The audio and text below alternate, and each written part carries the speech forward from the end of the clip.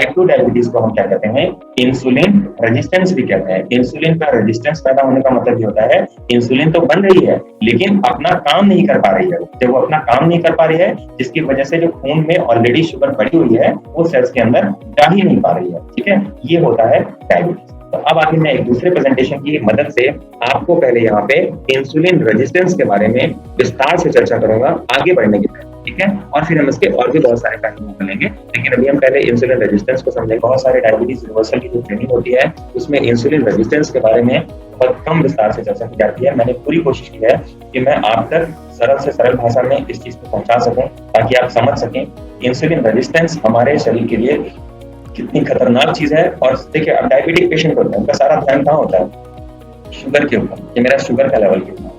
जबकि आपकी जानकारी के लिए मैं बता दूं, जितना हमारे लिए शुगर हार्मफुल है, इंसुलिन का बढ़ा हुआ लेवल, अगर हमारे शरीर में इंसुलिन जरूरत से ज्यादा फ्लो हो रहा है, जरूरत से ज्यादा बन रहा है, तो जिन लोगों को कैंसर होता है, जिन लोगों को हार्ट अटैक होता है, जिन लोगों को हार्ट की ब्लॉकेज हो जाती है, जिनको सर्जरी करानी पड़ती है, ठीक है, जिन लोगों की किडनी फेल होती है, उसके पीछे शुगर उतना जिम्मेदार नहीं होता। जितना शुगर जिम्मेदार नहीं है, उससे 500 गुना ज्यादा जिम्मेदार होता है, सॉरी 5 टाइम्स ज्यादा जिम्मेदार होता है आपका बढ़ा हुआ इंसुलिन का लेवल, जिसके बारे में ना तो कोई डॉक्टर एड्रेस करते हैं, कोई चर्चा करते हैं, और उसको ठीक करने का कोई प्रोग्राम भी लोगों को आज तक बताया ही नहीं गया। क्यों? क्योंकि उसका प्रोग्राम बना पाना पॉसिबल ही नहीं है ना। उसका प्रोग्राम बना आप खुद सकते हैं। कैसे? इस पूरे प्रेजेंटेशन में हम चर्चा करेंगे। और कोई मैं ऐसा इकलौता आदमी नहीं हूँ जो ये सब बातें कर रहा है। दुनिया में बहुत सारे डॉक्टर ऐसे हैं जो आज ये बातें लोगों को बता रहे हैं, सिखा रहे हैं, लेकिन इंडियन मेडिकल सिस्टम, अगर आप उम्मीद कर रहे हैं कि आपके डॉक्टर से बात पता चलेगी, तो सवाल ही नहीं उठता। क्यों? क्योंकि उन्हें इसके बारे में पता ही नहीं है। ना उनको ये मेडिकल के कोर्स में पढ़ाया गया, ना उनको उसके इलाज के दौरान ये चीजें बताई गई, ना उन्होंने कभी इसकी प्रैक्टिस की। ठीक है, और जब हम इंसुलिन रेजिस्टेंस को रिवर्स करना शुरू करते हैं तो आप देखिए हार्ट की बीमारी भी अपने आप ठीक हो जाती है, हार्ट के सारे ब्लॉकेज भी खुल जाते हैं, डायबिटीज अपने आप रिवर्स हो जाती है। तो डायबिटीज रिवर्सल की कहानी ही है इंसुलिन रेजिस्टेंस को कम करने की कहानी। तो इसको हम अच्छे से समझते हैं गंभीरता से। ठीक है, सॉरी, मुझे लगता है मैंने गलत स्लाइड शेयर कर दी।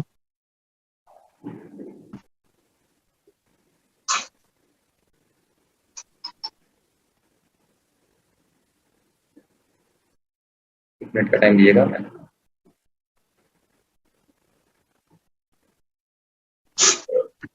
यस, ये मेरा प्रेजेंटेशन भूल गया, मैं सीधे इसको फर्स्ट स्लाइड से लेकर चलता हूँ। ठीक है, आप देखिए, अब मैं जो समझा रहा हूँ ना, अगले आधे घंटे बहुत ध्यान से सुनिएगा, क्योंकि ये चीज जरूर ऐसी है जो शायद आप लोगों ने अभी तक के प्रेजेंटेशन का ये जो पार्ट है, जो अभी मैं कवर करने जा रहा हूँ, ये सबसे इंपॉर्टेंट पार्ट है।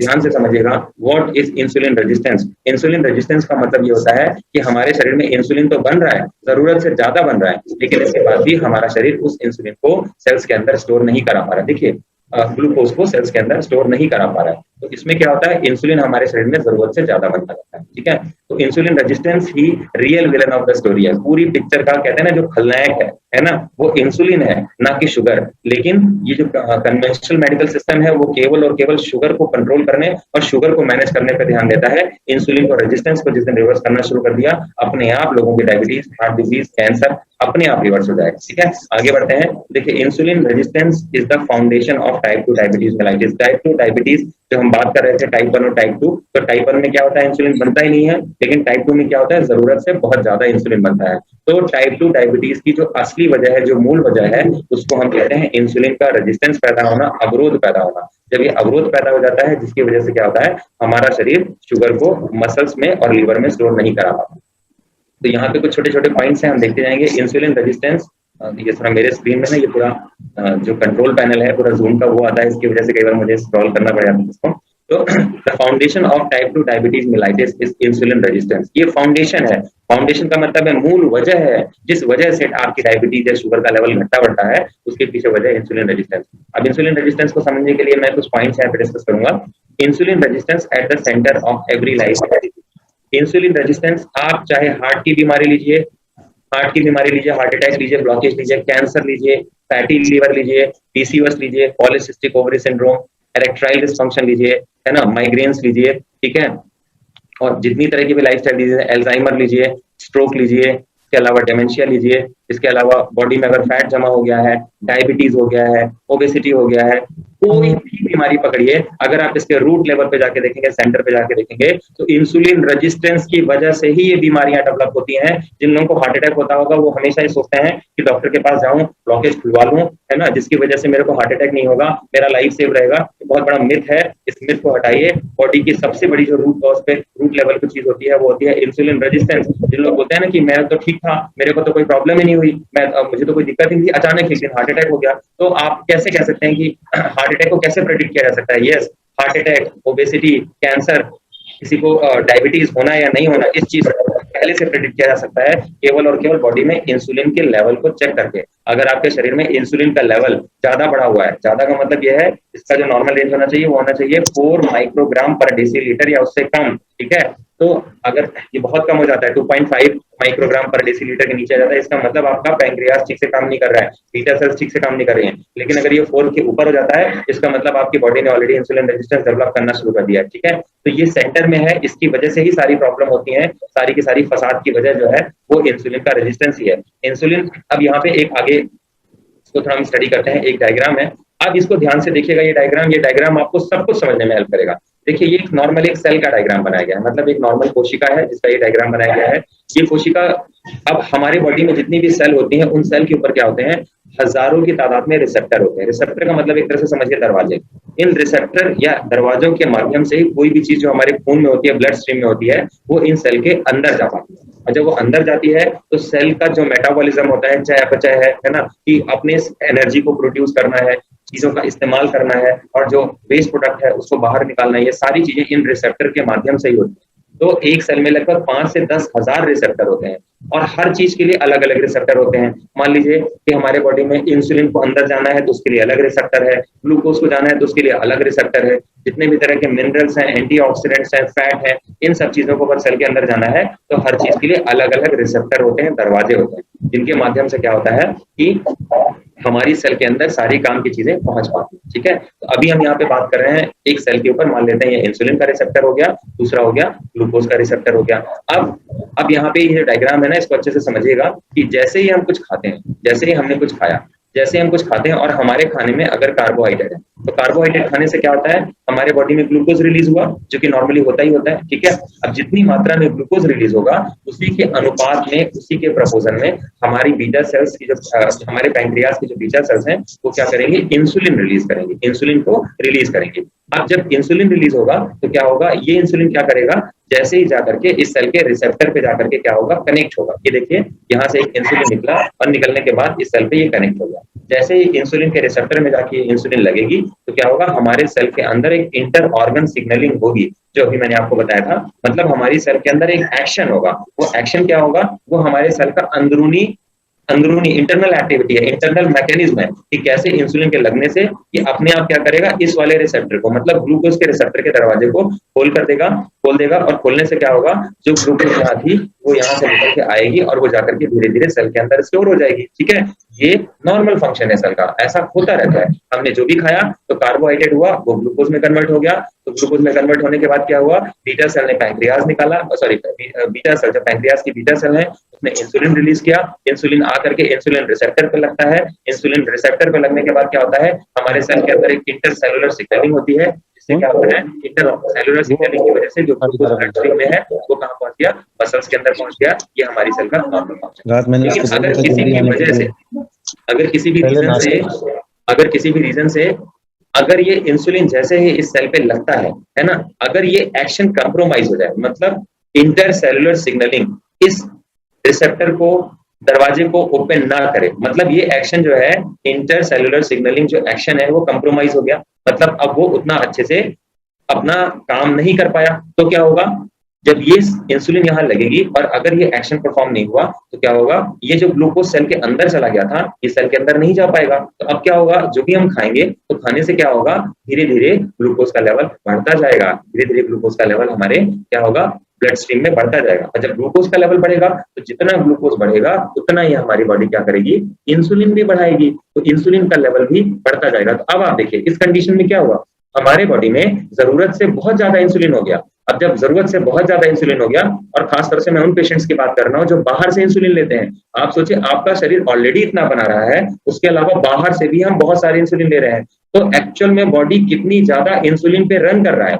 अब आप देखिए, सारे फसाद की वजह तो इंसुलिन ही है, क्योंकि जो खासतौर से हार्ट के पेशेंट है, मैं हार्ट के पेशेंट्स को एक बात बता दूं, अगर आप टाइप 2 डायबिटीज के पेशेंट हैं और आपकी बॉडी जरूरत से ज्यादा इंसुलिन पे रन कर रही है, तो आप लाख नेचुरोपैथी फॉलो कर लें, लाइफ स्टाइल को फॉलो कर लें, आपकी बीमारी बहुत जल्दी रिवर्स नहीं होगी। पहले आपका इंसुलिन रेजिस्टेंस रिवर्स होगा, उसके बाद आपकी हार्ट डिजीज रिवर्स होगी। तो जो लोग लाइफस्टाइल प्रोग्राम जो लोग ट्रीटमेंट लेते हैं, जैसे हम लोग ईसीपी ट्रीटमेंट करते हैं, तो जो लोग ज्यादा इंसुलिन डोज पे होते हैं, मैंने देखा है उनको रिजल्ट बहुत देर से आता है। इसीलिए हमारा फोकस पहले ये होता है लोगों का टाइप 2 डायबिटीज को रिवर्स करने के लिए पहले इंसुलिन के रेजिस्टेंस को रिवर्स किया जाए। तो खैर, हम इस डायग्राम को आगे बढ़ाते हैं जो हम समझ रहे थे। अब ब्लड में इंसुलिन का लेवल भी बहुत ज्यादा हो गया। जब इंसुलिन का लेवल बहुत ज्यादा हो गया, तो अब क्या हो गया, ये इंसुलिन आ करके अभी जो इंसुलिन के रिसेप्टर पे थे, तो एक इंसुलिन काम कर रही थी, वो कई सारी इंसुलिन जा करके जब उसके ऊपर लगती हैं, तो ये एक्शन जो कॉम्प्रोमाइज हो गया था, मतलब ये इंटरसेलुलर सिग्नलिंग जो काम नहीं कर पाई थी, अब वो फिर से काम करने लगती है। लेकिन फर्क क्या पड़ा, पहले वहां पे एक इंसुलिन का मॉलिक्यूल काम कर रहा था, अब उसी एक दरवाजे को खोलने के लिए वहां पे 5-5 इंसुलिन के मॉलिक्यूल लगे हैं, तब जाकर के वो हमारा इंटर ऑर्गन सिग्नलिंग सिस्टम काम कर रहा है और ये एक्शन फिर से रिस्टोर हो गया, फिर से काम करने लगा, और फिर धीरे धीरे जो शुगर थी ये सेल्स के अंदर स्टोर हो गई। अब आप देखिए इस पूरी प्रोसेस में हुआ क्या। इस पूरी प्रोसेस में आखिरकार शुगर तो अंदर पहुंच ही गई, लेकिन बॉडी में इंसुलिन का लेवल जरूरत से बहुत ज्यादा हो गया। अब आप समझिए, इस बात को ध्यान दीजिए कि इसमें इंसुलिन का काम केवल शुगर को ही रेगुलेट करने तक नहीं है। मैं यहाँ पे पहले ही आपको बता देता हूँ, इंसुलिन का काम केवल शुगर को सेल्स में पहुंचाना ही नहीं है, इसके और भी बहुत सारे काम है। जितना आपकी बॉडी में इंसुलिन निकलता है, उतना ही आपकी बॉडी में ग्रोथ हार्मोन्स निकालती है, ग्रोथ हार्मोन्स निकालती है बॉडी में, ट्यूमर्स बढ़ते हैं। तो जितने लोग कैंसर से पीड़ित होते हैं ना, वो जिस दिन कैंसर से पीड़ित होते हैं उसके 10-20 साल पहले से उनकी बॉडी में इंसुलिन का रेजिस्टेंस बहुत जबरदस्त पैदा हो जाता है। और आपको क्या लगता है, मैं 99% लोगों की बात कर रहा हूँ? मैं 99 नहीं, मैं 100% लोगों की बात कर रहा हूँ। अगर 100 लोग कैंसर होने की वजह ही इंसुलिन रेजिस्टेंस है, बॉडी में कई सालों तक इंसुलिन का लेवल बढ़ा रहना, जिसको हम कभी जांचने की कोशिश भी नहीं करते। और हमारे मेडिकल सिस्टम में जो डॉक्टर है, अगर पेशेंट जाता भी है तो उसका क्या चेक किया जाता है, शुगर, HbA1c, फास्टिंग कितना है, रैंडम कितना है, और अगर वो नॉर्मल है तो बोलते नहीं आप डायबिटिक है। अगर यहीं पे इंसुलिन को चेक करते तो हम पहले ही पता लगा लेते कि ये आदमी हार्ट का पेशेंट बनने वाला है, इसको हार्ट अटैक आएगा, इसको कैंसर होगा, किडनी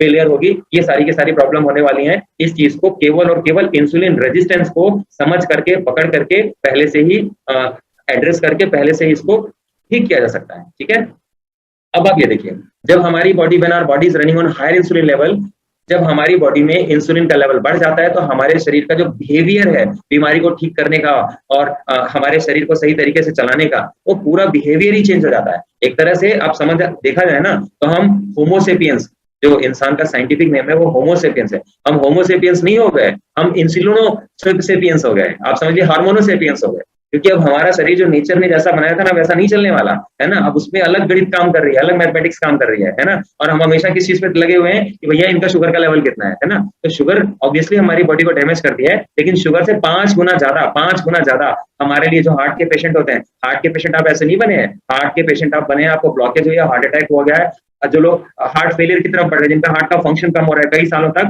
देखा होगा, बोले नहीं मुझे तो कोई प्रॉब्लम नहीं हुई, मुझे कभी हार्ट अटैक भी नहीं हुआ, और मेरी हार्ट की पंपिंग पहले तो 50 थी, अभी मेरी फिर 40 हो गई, और हर दिन मेरे पास क्लिनिक में 2-4 पेशेंट आते, बोलते मुझे तो हार्ट अटैक हुआ ही नहीं, फिर 5-7 साल में कैसे हो गया? Insulin is the responsible for the heart failure condition, but people don't know and medical system do not address these problems। तो इन चीजों को एड्रेस न करना एक बहुत ही, आप कह सकते हैं, अनफॉर्चुनेट चीज है, और जिसकी वजह से लोगों को ठीक नहीं किया जा सकता। और इसीलिए मैं कहता हूं कि अगर आप डॉक्टर की एडवाइस ले रहे हैं, तो आप इंडिया के डॉक्टर्स की एडवाइस मत लीजिए। दुनिया में बहुत सारे डॉक्टर हैं जो पूरे, आज जो साइंस है, आज यहाँ जो ट्रीटमेंट स्टैंडर्ड्स है, मुझे बड़े दुख के साथ कहना पड़ रहा है कि जो ट्रीटमेंट प्रोटोकॉल है वो मेडिकल साइंस पे बेस्ड नहीं है। मेडिकल साइंस हमको विज्ञान बताता है कि ये चीजें होती कैसी हैं, और ये सब चीजें कोई आज नहीं आई है, ये सब चीजें बहुत पहले से हैं, पब्लिक प्लेटफॉर्म पे है, बहुत सारे साइंटिस्ट हैं, डॉक्टर्स हैं, ऐसे डॉक्टर्स हैं जिन्होंने अपने जीवन में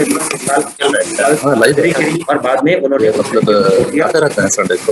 ठीक है, और उन्होंने अपने पुराने तरीके को छोड़ा और इन चीजों को फॉलो करना शुरू किया। खैर, ये सब चीजें बताना मेरा काम था, हम इसको और आगे चर्चा को आगे बढ़ाते हैं। तो अब देखिए क्या होता है, इंसुलिन रेजिस्टेंस आपको समझ में आया। इंसुलिन रेजिस्टेंस एक ऐसी प्रक्रिया है जिसमें हमारा इंसुलिन का लेवल जरूरत से ज्यादा बढ़ा हुआ। अब देखिए इस पूरी प्रक्रिया में क्या होता है, insulin resistance is a point which insulin resistance के 2 पहलू हैं। ठीक है, आप लोग फ्यूज म्यूट कर दीजिएगा, कोई ना कोई अनम्यूट रह जाता है तो। ठीक है, अब देखिए इसमें होता क्या है, पहली बात तो जब हमारे बॉडी में इंसुलिन का रेजिस्टेंस डेवलप हो जाता है, तो बहुत सारी सेल्स ऐसी होती हैं जो इंसुलिन के लिए पूरी तरह से रिस्पॉन्ड नहीं कर पाती, जो आपको ऑलरेडी पता ही है, ठीक है। दूसरा लेवल जो सबसे ज्यादा इंपॉर्टेंट है कि उस टाइम पे हमारे बॉडी में इंसुलिन का लेवल जरूरत से बहुत ज्यादा बढ़ा रहता है, और वही बढ़ा हुआ लेवल जितनी भी फसाद है, जितने लोग भी बीमार हैं, ठीक है, उसकी वजह हमारा बॉडी में बढ़ा हुआ इंसुलिन का लेवल है, खासतौर से जो लोग बाहर से इंसुलिन ले रहे हैं, ठीक है। अच्छा, अभी इसको और आगे समझते हैं, अच्छे से समझते हैं। अब यहाँ पे मैंने एक ग्राफ बनाया है, प्लीज जो लोग अभी ध्यान नहीं दे रहे हैं इस डायग्राम को बहुत ध्यान से देखिएगा। इस डायग्राम को मैं समझाने की कोशिश करूंगा, आपको बहुत अच्छे से समझ में आएगा। उम्मीद करता हूं कि आप लोग इससे बहुत अच्छा मैसेज दे पाएंगे, ठीक है। तो सबसे पहली चीज मैंने एक ग्राफ बनाया है, ठीक है। ये जो आपको ब्लू लाइन दिख रही है बढ़ता हुआ, ये एक पेशेंट का समय के साथ बढ़ता हुआ ग्लूकोज का लेवल है। नीचे देखेंगे ईयर्स, जैसे जैसे उम्र बढ़ती जाती है तो ग्लूकोज का लेवल बहुत दिन तक, बहुत टाइम तक नॉर्मल रहता है। लेकिन क्या होता है, एक टाइम के बाद ग्लूकोज का लेवल बढ़ने लगता है और पेशेंट डायबिटिक हो जाता है। तो डायबिटिक देखा होगा, पहले पेशेंट कई बार प्री डायबिटिक होता है, फिर इसके बाद अचानक से कुछ दिनों में शुगर का लेवल बढ़ा रहने लगा, और उसकी शुरुआत होती है गोली से। एक गोली खाना शुरू कर दिया मेटफॉर्मिन की, और लगता है कि भैया गोली खा ली और शुगर का लेवल तो कंट्रोल हो गया। तो अब पेशेंट के दिमाग में तो शुगर के लेवल को कंट्रोल करने लगा होता है, ठीक है। लेकिन यहाँ पे एक दूसरी कहानी होती है, वो होती है इंसुलिन की कहानी, और वो डायग्राम कुछ ऐसा चलता है। सब लोग ध्यान से देखिएगा, बहुत ध्यान से देखिएगा। तो यहाँ पे देखिए शुगर का लेवल तो बहुत देर तक स्टेबल है, देखिए नीचे बहुत सालों तक, मे भी 30 साल, 40 साल, 50 साल तक नॉर्मल है, पेशेंट का शुगर का लेवल नहीं बढ़ा हुआ। लेकिन इंसुलिन का लेवल आप देखिए, ये देखिए, जिस टाइम पे शुगर का लेवल नॉर्मल है, इंसुलिन का लेवल कहाँ पहुंचा हुआ है, एकदम आसमान में, जितना हमारा बॉडी बना सकता है। तो यहाँ पे दो पॉइंट्स बहुत इंपॉर्टेंट होते हैं। पॉइंट नंबर 1, जहां से आपका इंसुलिन का लेवल बढ़ा हुआ है, इंसुलिन का लेवल आपका यहीं से बढ़ा हुआ है। पॉइंट नंबर 2, जहां से आपका शुगर का लेवल बढ़ना शुरू हुआ। तो अब हम डायबिटिक पेशेंट को कहां से देखते हैं, जहां से शुगर का लेवल बढ़ना शुरू हुआ। लेकिन जहां से इंसुलिन का लेवल बढ़ना शुरू हुआ, उसको एड्रेस करने का कोई तरीका ही नहीं है, कोई सिस्टम ही नहीं है। तो अब देखिए क्या होता है कि ये जहां से इंसुलिन का लेवल बढ़ा हुआ है, हमारे बॉडी में सारी बीमारियां पकड़ना वहीं से शुरू कर लेती है। और ये नॉर्मली 14-15 साल की एज में हो जाता है। 14-15 साल की आज के डेट में तो 8-10 साल में भी हो जाता है, ठीक है। तो अब देखिए पहला पॉइंट ये है जहां पे हमारा इंसुलिन तो बढ़ा हुआ है, लेकिन हमारा शुगर नॉर्मल है। तो नॉर्मली हम पेशेंट को किस तरह देखते हैं, अरे मेरा तो डायबिटिक भी नहीं, मैं तो डायबिटिक भी नहीं हूँ, मेरे को तो बीपी भी नहीं है, या एक बीपी की गोली खा लेता हूँ। अब ये नहीं पता कि वो बीपी की गोली भी इसलिए है क्योंकि बॉडी में इंसुलिन बढ़ा हुआ है, वो तो उसका रिस्पॉन्स सिस्टम है। लेकिन हम चूंकि डायबिटीज को केवल और केवल शुगर से ही कोरिलेट करते हैं, हमने कभी डायबिटीज को इंसुलिन से कोरिलेट करने की कोशिश ही नहीं की। अब दूसरी कंडीशन क्या होती है, एक कंडीशन ऐसी आती है जहां से हमारा, तो ये पॉइंट जहां पे हमारा शुगर का लेवल तो नॉर्मल है लेकिन इंसुलिन का लेवल बढ़ा हुआ है, उसको हम कहते हैं इंसुलिन रेजिस्टेंस लेवल, ठीक है। दूसरा पॉइंट क्या होता है कि जहां से हमारा शुगर का लेवल बढ़ना शुरू हो गया, शुगर का लेवल बढ़ना शुरू हो गया, तो यहाँ पे देखिए, यहाँ पे इंसुलिन का लेवल तो यहाँ पर भी बढ़ा है, लेकिन अब यहाँ पे शुगर का लेवल भी बढ़ना शुरू हो गया। तो देखिए ऐसा क्यों होता है। अच्छा, धीरे धीरे आप लोग देख रहे होंगे कि इंसुलिन का लेवल घटना कैसे शुरू हो गया। ये बड़ा इंपॉर्टेंट पॉइंट है। क्यों? क्योंकि इसी बढ़े हुए इंसुलिन लेवल की वजह से बॉडी के जितने भी ऑर्गन है सब खराब होने लगे, डैमेज होने लगे, पैंक्रियाज भी खराब होने लगा। तो बीटा सेल्स जो इंसुलिन बना रही थी, उसकी इंसुलिन बनाने की भी कैपेसिटी कम होने लगी, मतलब बीटा सेल डेथ होनी शुरू हो गई, ठीक है। तो एक टाइम ऐसा भी आता है जब हमारा बीटा सेल्स इतनी ज्यादा डैमेज हो जाती है कि हमारा पैंक्रियाज इंसुलिन ही नहीं बना पाता। तो एक तरह से देखा जाए तो उसको तो हम फिर डायबिटिक पेशेंट को डायबिटिक्स टाइप 1 कहते हैं। लेकिन 90% पेशेंट के साथ ऐसा नहीं होता। 10 में से 9 पेशेंट ऐसे होते हैं जिनकी बॉडी में इंसुलिन का लेवल जरूरत से ज्यादा ही बन रहा होता है, लेकिन उनको क्या होता है, फोकस कहाँ है, पूरा शुगर के लेवल पे। अब क्योंकि फोकस शुगर पे है, इंसुलिन पे तो ध्यान ही नहीं देना है। जबकि असली हार्ट अटैक, जितने लोग हार्ट अटैक होता है ना, शुगर रिस्पॉन्सिबल होगी। हो सकता है 100 हार्ट अटैक में 5 लोगों को शुगर जिम्मेदार होगी जिसकी वजह से हार्ट अटैक हो, लेकिन 95 लोगों को इंसुलिन जिम्मेदार है जिसकी वजह से हार्ट अटैक हुआ है। हार्ट ब्लॉकेज होना, हार्ट का, और जिनका हार्ट कमजोर हो जाता है, जिसको हम कहते हैं heart failure condition, grade 1, grade 2, grade 3, grade 4, उनकी बॉडी में responsible factor is only insulin. खैर आगे बढ़ते हैं हम, ठीक है। तो देखिए ये जो दूसरा पॉइंट है, जो सेकंड लाइन है उसके आगे, वहां पे क्या है, इंसुलिन का लेवल तो बढ़ा है लेकिन यहाँ पे शुगर का लेवल बढ़ा हुआ है। तो इसी को हम कहते हैं टाइप 2 डायबिटीज मेलाइटिस। अब आप ये देखिए कितना अनसाइंटिफिक ट्रीटमेंट है, जो डायबिटिक का ट्रीटमेंट है वो कितना अनसाइंटिफिक है। अनसाइंटिफिक क्यों कह रहा हूं, क्योंकि आप सोचिए कि अब किसी की, मान लीजिए पैंक्रियाज की इंसुलिन बनाने की क्षमता बहुत ज्यादा है, वो बहुत ज्यादा इंसुलिन बना सकता है। मान लीजिए कि मेरी पैंक्रियाज की जो इंसुलिन बनाने की क्षमता बहुत ज्यादा है, मेरा पैंक्रियाज मान लीजिए 25 माइक्रोग्राम तक बना सकता है पर डेसीलीटर। तो क्या होगा, मेरी बॉडी में जब जैसे ही शुगर का लेवल बढ़ेगा तो क्या होगा, मेरी बॉडी इंसुलिन और बढ़ा देगी, इंसुलिन और बढ़ा देगी, इंसुलिन और बढ़ा देगी, है ना। लेकिन मान लीजिए कोई दूसरा मेरा मित्र है, उसके पैंक्रियाज की क्षमता ये है कि वो 10 माइक्रोग्राम बना सकता है, तो क्या होगा, 10 ग्राम माइक्रोग्राम के आगे तो इंसुलिन बना नहीं पाएगा, तो क्या होगा, अपने आप क्या होगा, उसका शुगर का लेवल बढ़ जाएगा। तो कहने का मतलब ये कि 10 माइक्रोग्राम के ऊपर तो डायबिटिक हो गया, लेकिन मेरी बॉडी की क्षमता जो कि बहुत ज्यादा है, 25 माइक्रोग्राम तक बना रही है, तो मैं तो डायबिटिक बहुत दिनों तक नहीं रहूंगा, लेकिन एक्चुअल में तो मेरी बॉडी ज्यादा खतरे में है ना, हार्ट अटैक होने का खतरा मुझे ज्यादा होगा। क्यों? क्योंकि मेरी बॉडी में वो इंसुलिन तो बहुत ज्यादा है। तो इस तरह से आप समझिए कि जो पूरा का पूरा ट्रीटमेंट का तरीका है ना, मेथड है, वही पूरा नॉन साइंटिफिक है। ठीक है, आगे बढ़ते हैं हम। तो ये जो मैंने अभी तक आपको बताया, अब ये जो डायग्राम मैंने, ये डायग्राम देखने के लिए इंपॉर्टेंट है, इसको देख के आप समझ पाएंगे कि क्या होता है। मैंने कोशिश की है कि आप तक मैं एक ग्राफिकल फॉर्म में सारी चीजों को पहुंचा सकूं, कि ग्राफिक्स के फॉर्म में आप समझे कि होता क्या। देखिए, ये सेल्स बनाई है, ये पूरी बॉडी की सारी कोशिकाएं हैं, सेल्स हैं, जिससे हमारा पूरा का पूरा शरीर बना होता है। 37.2 ट्रिलियन सेल्स हमारे बॉडी में है, जिनसे 37.2 ट्रिलियन सेल्स हमारे बॉडी में है, जिससे कि हमारा पूरा शरीर बना हुआ है। अब आप ये देखिए, मैम आप सवाल ना बाद में पूछें तो हो सकता है चीजें भाई कई सारी एड्रेस हो जाएंगी, है ना। जिनके सवाल होंगे आप अपने सवाल पूछिएगा बाद में, है ना।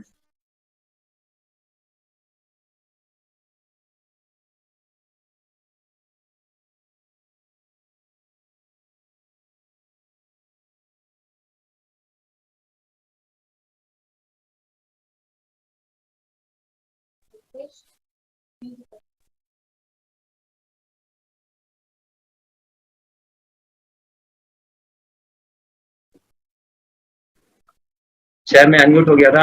यस यस यस, शायद मैं अनम्यूट हो गया था। एक सेकंड, शायद मैं अनम्यूट हो गया था, अभी मैंने उसको म्यूट हो गया था मैं, आई डोंट नो कैसे। तो मैं फिर से थोड़ा सा पीछे से लेके चलता हूँ, रिवर्स करके चलता हूँ, है ना। शायद कुछ चीजें मिस हो गई हैं। तो कोई मुझे बताएगा कितनी देर से कोई हेल्प करेगा मुझे समझने, कितनी देर से मेरी आवाज नहीं आ रही थी, ताकि जो मिस हो गया मैं उसको रिपीट कर सकूं। यही ग्राफ कट होने से। कितनी देर से? न्यू स्लाइड से, जैसे आपने न्यू स्लाइड ओपन किया था। अच्छा अच्छा, मतलब अभी से अभी, ओके। रियली सॉरी, है ना, कंटिन्यू करते हैं आगे। थैंक यू सो मच बताने के लिए, शायद इसीलिए आपने मैम रेज हैंड किया था और मैंने उसको ध्यान नहीं दिया। खैर, तो आगे बढ़ते हैं। तो मैं ये जो डायग्राम है ना, इस डायग्राम को बहुत अच्छे से एक्सप्लेन करना चाहता हूँ। मैंने पूरी कोशिश की है कि मैं ग्राफिकली आपको समझा पाऊँ कि एक्चुअल में शरीर में होता क्या है ना। क्योंकि जब आपको समझ आएगा ना कि एक्चुअल में शरीर में होता क्या है, तो आप उसकी गंभीरता को भी समझ पाएंगे कि हमको क्या करना चाहिए और हम किस चीजों को मिस कर जाते हैं। देखिए, ये सारी की सारी सेल्स हैं, सेल्स के ऊपर मेम्ब्रेन है। बेसिकली सेल्स के बहुत सारे हिस्से होते हैं, पर मैंने अपने इस पूरे प्रेजेंटेशन में समझाने के लिए सेल्स के 3 इंपॉर्टेंट हिस्सों को कवर किया है। पहले तो सेल्स खुद, सेल्स के ऊपर एक मेम्ब्रेन होती है, और मेम्ब्रेन के अलावा सेल्स के ऊपर क्या होता है, ये जो दिखाई दे रहे हैं ना पैरेलल पैरेलल लाइंस, इसको हम कहते हैं रिसेप्टर। रिसेप्टर मतलब वही दरवाजे। इन रिसेप्टर्स के माध्यम से ही क्या होता है, सारी चीजें सेल्स के अंदर जाती हैं। ठीक है, अब हम बात करते हैं डिटेल में कि ये सारी की सारी जो मेम्ब्रेन है और ये रिसेप्टर है, इनका अपना पूरा काम है। इस पूरे सेल्स के काम को सही तरीके से चलाने के लिए इन रिसेप्टर्स का और इन मेम्ब्रेन का बहुत बड़ा रोल होता है। इस मेम्ब्रेन का बहुत बड़ा योगदान होता है इस रिसेप्टर्स की सेहत को अच्छे बनाए रखना। ठीक है, अब यहाँ पे होता क्या है कि ये जो पहला और दूसरा डायग्राम है, आप समझिए, पहले डायग्राम में आप ये देखिए जो मेम्ब्रेन्स हैं एकदम व्हाइट दिखाई दे रही हैं, लेकिन दूसरा जो डायग्राम है उसमें जो मेम्ब्रेन्स हैं वो व्हाइट नहीं दिखाई दे रही हैं, वो हल्की लाइट येलो दिखाई दे रही हैं। इसका मतलब यह है कि उनमें स्वेलिंग आ गई है, उनमें हल्की सी सूजन आ गई है। और सूजन आने की वजह से क्या होता है, मैंने पहले ही बताया था कि एक सेल के ऊपर क्या होते हैं, लगभग 5 से 10 हजार रिसेप्टर होते हैं। ठीक है, जब इनमें हल्की सी स्वेलिंग आ जाती है, हालांकि जैसा ये बताया गया एक्चुअल में ऐसा नहीं होता है पूरा, लेकिन फिर भी समझने के लिए मैंने एक डायग्राम बनाया ताकि आपको एक आपके दिमाग में कल्पनाशीलता बन सके, इमेजिनेशन बन सके कि वास्तव में हमारे शरीर में ये चीजें होती हैं। टाइम कितना हो गया मैं एक बार देख लेता हूँ, 11 बज गए हैं, लगभग 1 घंटे हो गए हैं। और मैंने कहा था मैं इंसुलिन रेजिस्टेंस को बहुत विस्तार से समझाना चाहता हूँ। आगे बढ़ते हैं। तो ये जो स्वेलिंग हो गई है पूरी की पूरी मेम्ब्रेन पे, इन स्वेलिंग की वजह से क्या होता है, ये जो रिसेप्टर होते हैं, ये रिसेप्टर भी डैमेज होने लगते हैं। इंसुलिन के भी रिसेप्टर डैमेज होते हैं, ग्लूकोज के भी रिसेप्टर डैमेज होते हैं, और बॉडी में वास्तविकता यह है कि और भी बहुत सारे रिसेप्टर हैं जो डैमेज होता है। आप समझिए कि समय के साथ जैसे जैसे बॉडी में, और जितना ज्यादा बॉडी में इंसुलिन का लेवल होगा, रिसेप्टर्स के डैमेज होने का रेट उतना ज्यादा तेज होगा, उतना तेजी से ये रिसेप्टर्स डैमेज होंगे। शुगर के बढ़े हुए लेवल की वजह से रिसेप्टर डैमेज नहीं होंगे, लेकिन इंसुलिन के बढ़े हुए लेवल की वजह से ये सारे के सारे रिसेप्टर्स डैमेज होने शुरू होते हैं। ठीक है, आगे बढ़ते हैं हम। अब देखिए क्या होता है, छोटे छोटे हर सेल में क्या होता है, रिसेप्टर होता है। ये मेरे कंप्यूटर में ना पूरा ये एक पूरा सामने कंट्रोल पैनल दिखाई देता रहता है, इसलिए मुझे कई बार तो हर सेल के ऊपर क्या होते हैं, रिसेप्टर होते हैं। मैंने पहले बताया था 5 से 10,000 रिसेप्टर होते हैं। अब क्या होता है, अब ये जो मेम्ब्रेन्स होती हैं ये डैमेज क्यों होती हैं, ये रिसेप्टर डैमेज क्यों होते हैं, इंसुलिन रेजिस्टेंस क्यों होता है, आगे बहुत अच्छे से कवर करेंगे इसको हम, है ना। लेकिन हमारे बॉडी में हमारा फूड, हमारा रूटीन, है ना, और हमारे बॉडी में जो इन्फ्लेमेशन हो जाता है, मतलब अंदरूनी सूजन और बढ़ा हुआ इंसुलिन का लेवल, ये सारी चीजें मिला करके इस पूरी की पूरी मेम्ब्रेन्स को डैमेज करना शुरू करती हैं। जब ये मेम्ब्रेन्स डैमेज होना शुरू होती हैं तो क्या होता है, हमारे बॉडी के रिसेप्टर्स भी और ज्यादा डैमेज होने शुरू हो जाते हैं। जब डैमेज होने शुरू हो जाते हैं तो इंसुलिन का रेजिस्टेंस और तेजी से बढ़ना शुरू होता है। अब इस पूरी प्रक्रिया में क्या होता है, देखिए ये इसके आगे का डायग्राम है। यहाँ पे देखिए ये जो मेम्ब्रेन्स हैं, ये मेम्ब्रेन्स क्या है, और ज्यादा डार्क येलो हो गई है। मतलब समय के साथ ये जो डैमेज है, ये जो इन्फ्लेमेशन है जिसको हम कहते हैं सूजन, अब आप समझिए जब कोई इंसान डायबिटिक पेशेंट बनता है उसके बहुत पहले से ही उसकी बॉडी में ये सब चीजें हो चुकी होती हैं जो मैंने आपको ऑलरेडी बताई।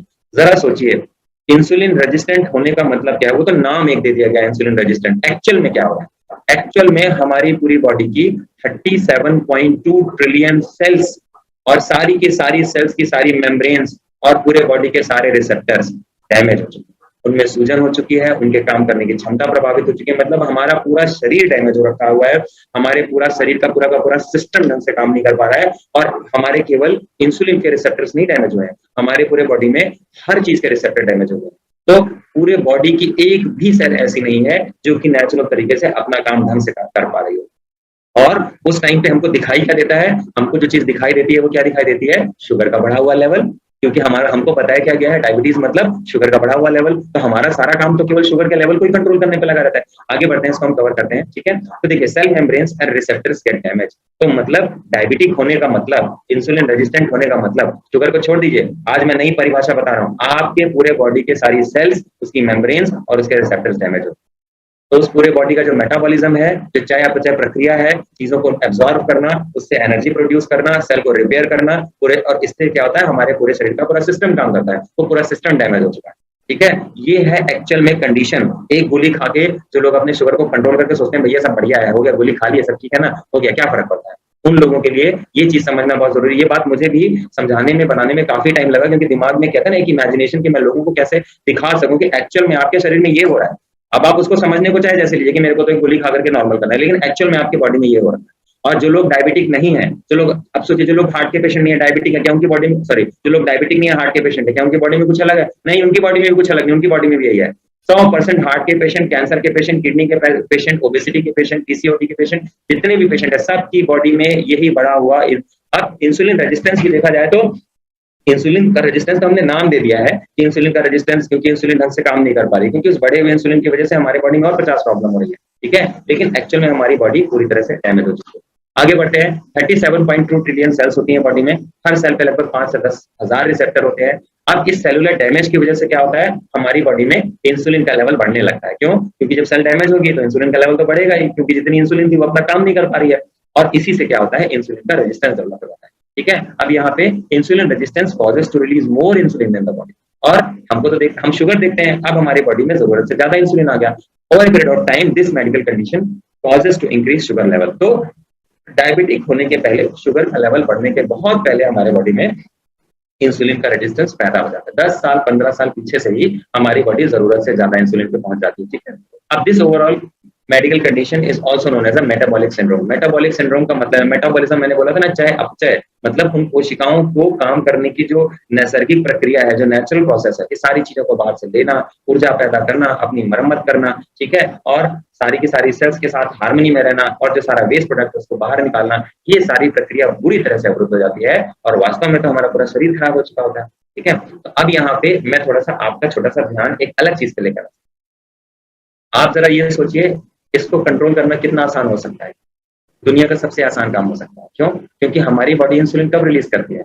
हमारी बॉडी इंसुलिन रिलीज करती है जब हम कार्बोहाइड्रेट खाते हैं। अभी किसी से पूछिए, मैं लोगों के डाइट चार्ट बनाता हूँ ना, तो मैं पूछता हूँ आपका क्या सारा रूटीन, बोले हाँ जी सुबह उठता हूँ, सुबह क्या करते हैं, बस सुबह पानी पिया, अच्छा फिर एक चाय पी ली, अच्छा चलो चाय पी ली, चलो बहुत अच्छी बात, मतलब पूरा कार्बोहाइड्रेट। फिर आगे क्या किया, फिर सर वही चाय के साथ 2 ब्रेड ले लिया, बिस्किट ले लिया, वो मारीगोल्ड का बिस्कुट लेता हूँ, ये नहीं पता कि पूरा क्या है, पूरा कार्बोहाइड्रेट। अब आपने चाय पी, क्या निकला, इंसुलिन। बिस्किट खाया, क्या निकला, इंसुलिन। कुछ लोगों ने कहा कि मैंने बिस्किट खा लिया तो क्या निकला, इंसुलिन, है ना। तो हर चीज में इंसुलिन ही निकल रहा है। फिर क्या हुआ, वही घर का बना ब्रेकफास्ट, ऑफिस जाता हूँ, 2-3 रोटी खा लिया, दाल और सब्जी खा लिया। दाल कितनी, 1 कटोरी, सब्जी कितनी, 1 कटोरी, रोटी कितनी, 3 रोटी। आप जरा सोचिए, एक रोटी में मैंने कितनी चीनी बताई थी आपको अभी, 5 चम्मच। आप जरा सोचिए 5 चम्मच ही चीनी अगर आपके पूरे ब्लड स्ट्रीम में चली जाए तो सोचिए कितना आपका शुगर का लेवल पहुंच जाएगा, 500 पहुंच जाएगा।